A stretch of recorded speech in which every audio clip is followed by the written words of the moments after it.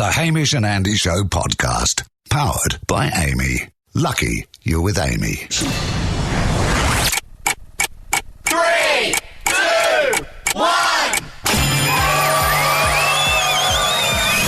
Oh, it's been a hard day on the tools.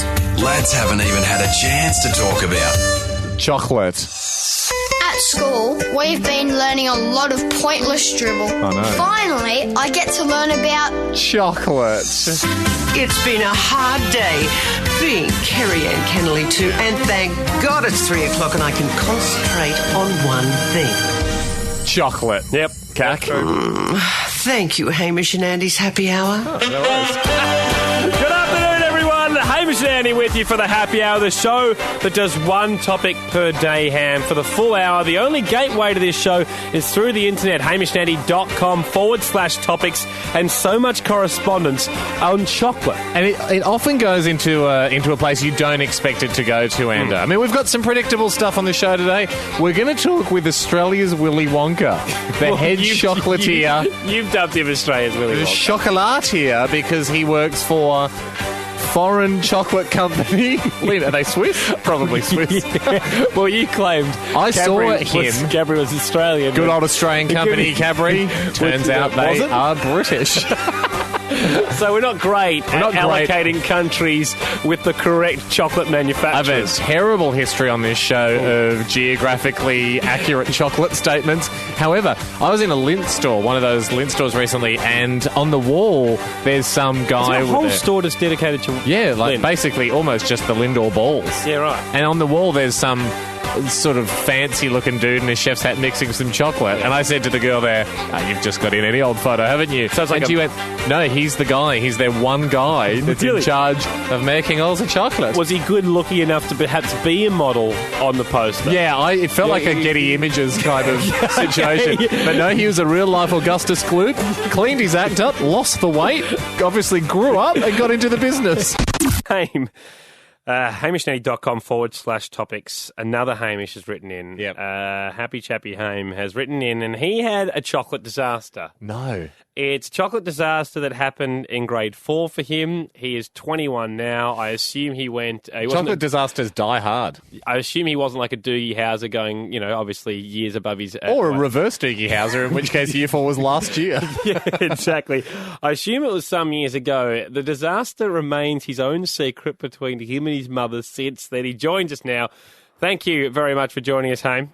Lads, how are you? Yeah, Very well. good, very good, Hame. Now, I don't know the situation here for people that have heard the show before to be aware that when you send an email in for a particular topic, it gets split 50-50 between Ando and I. This one's fallen in Ando's inbox. Lay it on me. So here we go. Setting the scene, right. You grade 4, first time my mum ever let me make my lunch by myself, right? This is my big step up into independence right now. Yep. Grade 4, put the cheese sandwich in, pack in the lunchbox. I look in the pantry. What am I going to have as a treat? Yeah, I see Gonna treat myself. This unmarked packet of chocolate drops. I'm talking like the Freckles used to get at the canteen. You know the ones I'm talking about? Yep, yeah. I think you've earned a few of those. Maybe pop them in a little Glad wrap pouch. Absolutely, right? So I'm like, nah, I'll just grab it all. I'll grab it all. Take the bag. Pop it in. Yeah. There we are. Pop it in. Recess comes around. I am the king of the playground. I'm talking hands down. I'm the boss. You'd just be throwing out like some sort of front and centre. some sort of food aid station, just chucking out food to the crowd. Kids are running from there. Occasionally, you got other people fending Treat them aid. off. Got Bono singing in the background. Let them eat chocolate. I absolutely made it rain chocolate drops that day. I was rolling them out. Great. Anyway, lunchtime comes around. There's still a few left, so I'm still kind of king. I'm a bit more of a prince at lunchtime because I wasn't as full. Fair enough. Went too hard early. Stash has Yeah, been diminished. I went too hard too soon. But okay, get home. I'm like, Mum, look, I've got to level with you right now. Those chocolates that were in the pantry were heinous. All my mates were complaining. Got dry mouth, hard to swallow. What was going on? Mum's like, there's no chocolate in the pantry, Ham. What are you talking about? And I'm like, no, I grabbed an unmarked packet of chocolate drops. And she goes, no. You just grabbed some dog treats. and you took them to school and you handed them out as chocolate. I don't know who I'm more shocked by here. Your behaviour there, Haim, of just grabbing unmarked food, or the fact that all the kids kept going for them. Who came back at lunchtime for more after the disaster that would have been recess? It's year 4. Even if it tastes bad and you think it's chocolate, you're still going to eat it, right? Yeah, until you... So all my mates were like, oh, it sucks, but they still ate it all. They kept coming back, and I was loving it. So does anyone know from your school, have you ever told anyone that you, in fact, gave them dog treats instead of chocolate? No, I haven't, no. No. Are you still friends with any of the guys from there? I hope so, yeah. I hear that Ralph, Rover, Socks. That's it. I hear there's a fellow called Jono that you're still in contact with. Indeed I am. Shall we call him now? Let's and you do can it. get it off your chest. Oh, this would be huge. God. And just see how he feels about being fed dog drops. A national admission. I mean, do you just want to blast straight into it, Yeah, Haim? we'll step back. Here Here we go. Hello, this is Jono. Yeah, g'day, Jono. It's Hamish, man. Oh, dude, how are you? Yeah, not bad. Look, bit random, bit rough, but, 15 years late. I once was a king of the playground and was handing out chocolate drops, and you may have sampled some, if you remember. Yeah, right. I have a little bit of confession. Found out later that day, so prior to my knowledge, that it was actually dog treats I was handing you all. Dog treats? Yes, dog food. Yeah, right. So, For dogs. For dogs, Jono. Sorry, it's Hamish and Andy here. Yeah. Sadly, this is not a prank. This is just an honest man telling another man he made him eat animal food. Jono, do you remember the day in question? It tastes bitter now. Little sweet goodies, but no good. Was Hamish making you guys do tricks or stuff? Do you remember? Did you fetch a paper for him? Do you remember rolling over before you got a chocolate? I don't know. He was into some interesting stuff. But yeah. Well, Jono, Hamish wanted that off his chest. We wanted it off his chest on behalf of the people. Thank you very much for joining us this happy hour. cheers, No boys. worries, man. Oh, pleasure. All good. Good work, guys. Thanks, guys. For those who missed Gap Year Asia last night, you can get it on iTunes. It's available today. The iTunes store, the episodes. And speaking of Gap Year, permission to go off topic, just very quickly. We only ever talk one topic a day on this show. Very rare circumstances. Oh, everyone needs a break. We'll go off topic. So, we've been doing the show for about 10 minutes now, and I think it's about time we go off topic. Well, just while we're talking Gap here, you and I ran across a pretty interesting situation not too long ago in Bangkok, in Thailand, doing Gap year, having a bit of a cheeky swim in the afternoon. Yes. And we saw a young child, he's probably about 6 years old, in the pool with his dad. And his dad was throwing a sort of a very lightweight inflatable volleyball at him. It wasn't actual volleyball. Was it an actual volleyball? Yeah, it was an actual volleyball. It wasn't inflatable. I thought it was like a beach ball painted as a volleyball. No, actual volleyball, but it would seemed a little softer than your regular vol. Just at a child's level, not Olympic level. And he's only 6. And you'd be fair to say that this kid was practicing either goalkeeping or trying to spike a volley. I hope he wasn't practicing catching. He wasn't catching. Because he was just swinging at it. swatting the ball away. But he wasn't swatting the ball away with much success. No. His dad was sort of throwing it closer and closer to him, hoping that he'd get hand on ball. And he'd sort of miss it. It would bounce off his head. He was wearing goggles, though. Yeah. Which makes it difficult to see. And when you arrived at the pool, I had mentioned to you that he'd previously missed one and his dad got angry and threw the ball into his forehead as hard as he could. Yeah. And then the kid had a cry and then the dad said, come back, let's keep trying. Here's the thing. The kid, we both were looking at the child going, this seems a bit unfair because he doesn't seem to want to be doing this. No. And his dad is very keen on him doing this. His dad's obviously at this early age going, look, I'm kind of earmarking you as a national goalkeeper or something for the soccer team. Yeah, don't. Is it okay to, in your mind, to have a word to the dad to go, stop pushing your child so hard in this direction because I don't think he's got the skills, the natural skills that you're after? Yeah. As a stranger. Yeah. Well, This- as a I wanted to stranger? do the conversation. If I'm the dad, As a because stranger, maybe not. You were very passionate about this dad not training the child as hard. So if I'm the dad, I mean, there was a bit of a language barrier. I don't know if he would have understood us anyway. This guy in Thailand. Say this is happening in Australia. I'm throwing Jack's my son. I'm piffing the ball at him as hard as I can. Be better, be better. You know, you're 5 years old. This is where it begins. I want you to be better, son. You haven't Excuse me. What's up, mate? Sorry, I'm just training my son to be the future goalkeeper for the Socceroos. I want him to be Mark Schwartz's replacement. Yeah, I'm not sure if goalkeeping is going to be for him. Just a reserver. Well, I happen to know that I was a very good goalkeeper. He's got my genes, and I think with a bit of training, he can get there. Yeah, I'm not sure if that's the case. What makes you say that? I'm a scout for FC Barcelona, one of the biggest soccer teams in the world. I reckon maybe using his feet might be better. So just change it up a bit. Anyway, see ya. Aren't you that guy off the radio? Why would you lie to me? just Japanese man, you don't get my show. Just as simple. Surely just as simple, your child doesn't have any hand-eye coordination is enough to discourage a parent. Probably awesome at chess or something. Yeah, Just stop pushing goalying. Today the topic is chocolate ham, hamishnetty.com/topics if you want to get into the show. And topics always going up.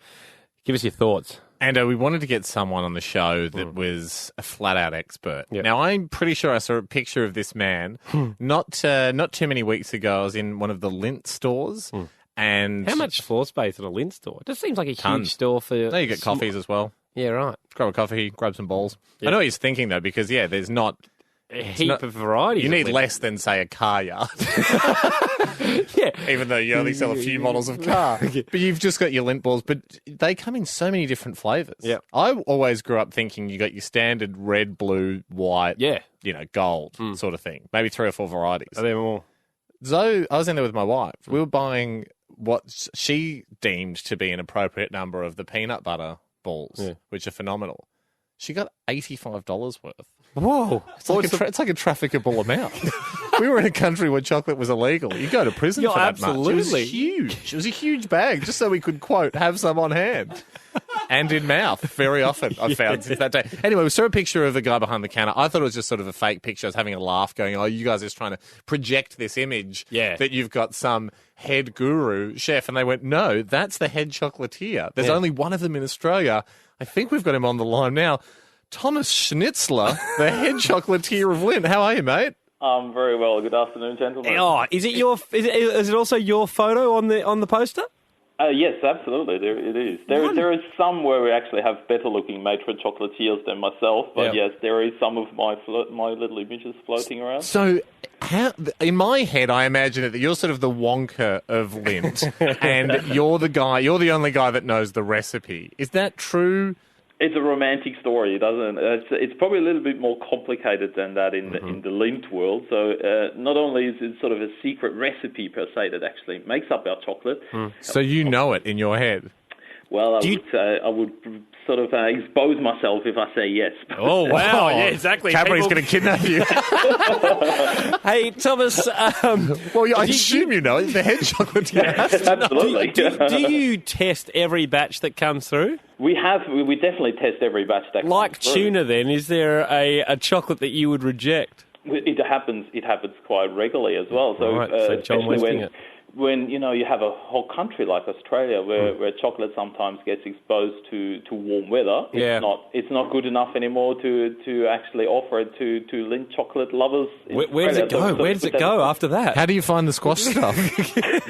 We don't have any squash stuff, Hamish. That just all gets put aside, and you get all the very, very good stuff. I certainly did. How highly do we prioritise white chocolate, and do you think it's high enough these days? White chocolate? Yeah. Oh, actually, good point. We just released probably the best white chocolate that I've ever tasted. I'm not a fan. I feel that, I mean, call me a snob, but I feel if someone's going white over a good dark chocolate, then probably just get attracted to the sugar content. Really? Is there more sugar in a white? I think there is, isn't there, Thomas? There is a little bit more. That's what my palate detected. Can I just say, on the whole, don't give away the recipe thing. I can't help but notice on a lot of your packets at the supermarket, the Lindor ones, you do kind of give away the recipe because you've got like 70% cocoa, 80%, 85%. Yeah. There can't be too much more mathematics to it. Like, if you were telling us there's 85% cocoa in there, I'm sure I could guess the other 15%. But see, Hamish, at Lindt, we've been making chocolate for 170 years, so it's not something where you can just give someone a recipe of Lindt chocolate and tell them off you go. So May I ask this, though? How high can you go on the cocoa scale? Could you make a 99% cocoa? We do. Well, absolutely. 99? We do make a 99%. We actually do make 100% as well. It's just cocoa. That's technically not a chocolate anymore, so that's why we make a 99%. You've got to have something to stick it together. Does shape of a chocolate change the taste? Great Thomas? question. Absolutely, yes. Yeah. So that's why, our excellence, the blocks of chocolate, is actually really nice and quite thin, fine and thin. And that just means that it melts much quicker on your tongue. How many shapes have you tested? Have you gone for a trapezoid or any other types of spheres? We've discovered the excellence, those sort of thin shapes in the 70s. I thought I was buying a pack the other day of excellence in Asia. Turned out to be just be the wafers, very, very thin. Yes, look into thin. that. That's at Singapore Airport. Slightly misleading packaging. Thomas, thank you very much for joining us. Lovely to have a chocolate expert on our chocolate show today. My pleasure. Thanks for having me. Thanks, mate. Haim, today the topic is chocolate. You can get into this show by going to hamish.com/topics. Happy Chappy Brent has done such things, Ham. He's emailed us before, and I think you remember he was the Mixmaster back then. Unbelievable stuff. Created a drink called Drink X, which uses various other soft drinks. If it's put in with the right combination, it created such a nice drink. Drink X is delicious. Well, there's raspberry in there. You're failing miserably, Ando. Why don't I just tell you what's in there? It's 1 part vanilla Coke. Yes. It's 1 part Schweppes brown creaming soda. Yes. It's 1 part Kirk's pink creaming soda. Wow. So he's 1 from 1 with his creations. The thing I like about the Mixmaster, certainly with the drink aspect, was he doesn't settle for the status quo. No. A giant company like Coca-Cola comes out and says, this is a good drink, consume at will, and he says, I won't. I'm going to make it better. I will now make it better because I don't believe you guys have tried your hardest. Well, he's done the same thing with an eye on Kellogg's today, and in particular another great Pops. Australian company. He says, I'm in an effort again to make the world a yummier place. Here it is. Cocoa Pops, just like a milkshake, only crunchy? Well, that's if that shake was made to stingy road shot with half a teaspoon of chocolate syrup. Whoa. Disgusto. Okay. He's come out swinging. So he then has told me about the secret ingredients for this other serving of Cocoa Pops. Does it have a name? Does the new Cocoa Pops have a name? He hasn't got a name. Because I'm looking now. You've obviously gone to some effort. You've made a test sample here. There's 2 bowls of Cocoa Pops in front of me.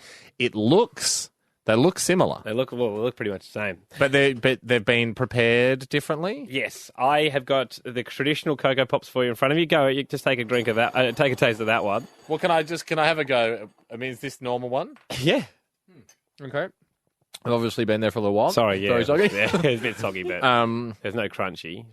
No crunchy. But that gives you an idea of what was going on. That's fine. Yeah. Very good. Yeah. Classic food. Yeah. If you believe the monkey on the front cover of the cereals, full of things that are good for you. I question that. But, he's a cool monkey. Yeah. He's telling you what's up. He's got a hat on, I think. All right. So that's, it's a regular Cocoa Pop. And now who's this over here? What have we got? I've still got a different spoon for you. Oh, you don't even want to contaminate spoons? I don't want to contaminate spoons. There you go. Sorry. Well, if it's that subtle. Okay, it's pretty subtle. It's second bombing. Consistency is very similar. Yeah. There's a sort of a thick skin of Cocoa Pops on the top. That's just because they've been there for a little while. Yeah. How's that? How has he done that? How has he done that? It's significantly more chocolatey.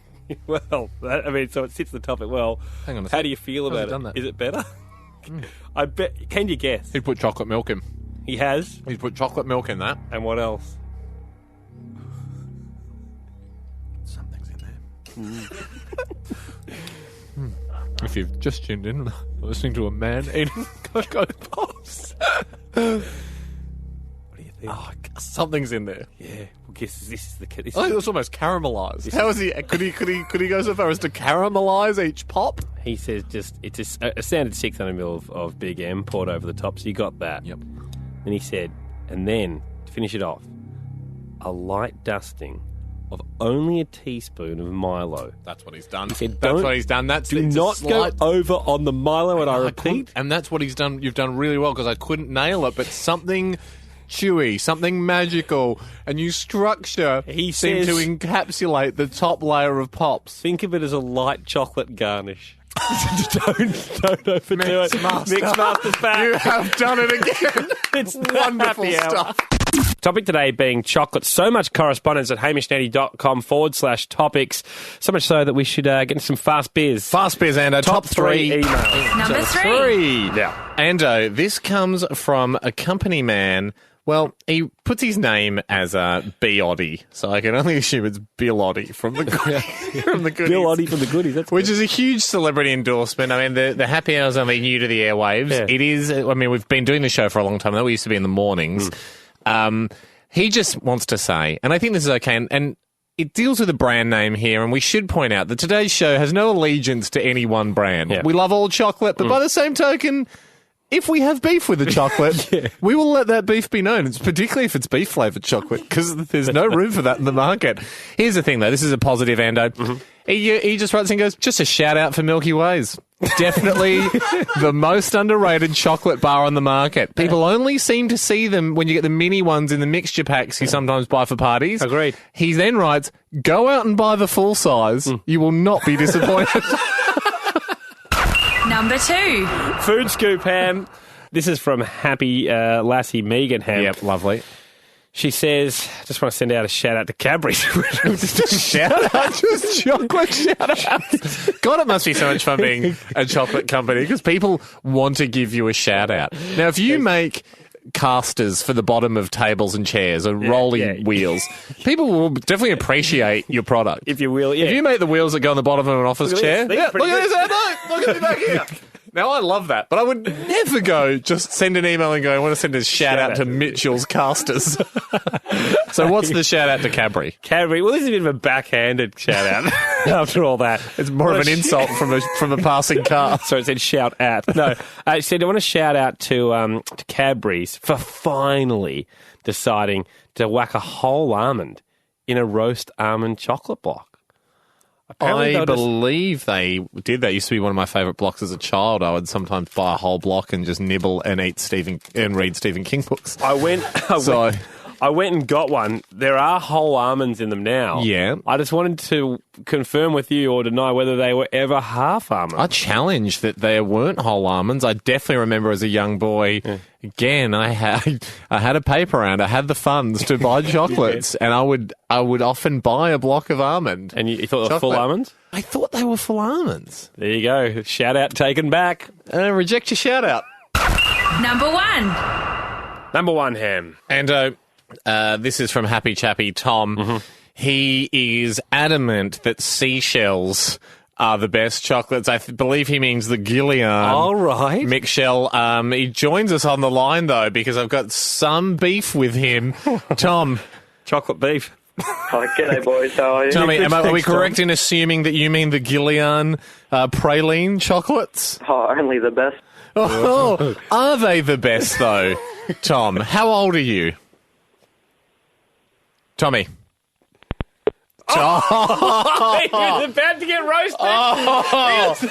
And you have crumbled. He was about to come under fire. You've melted like a 30-degree Gillian. And I'll tell you what I was going to say to him before he ran off. We don't have time to get him back up. Oh, it doesn't matter. Here's what I was going to say, all right? Listen without a chance for rebuttal, Tom. I hope you're listening, Tom. You're 20. I remember what it felt like the first time I had the Gillian seashells. Through my teens, I thought they were wonderful. So one colour on the outside, a sort of a different texture on the inside. Yep.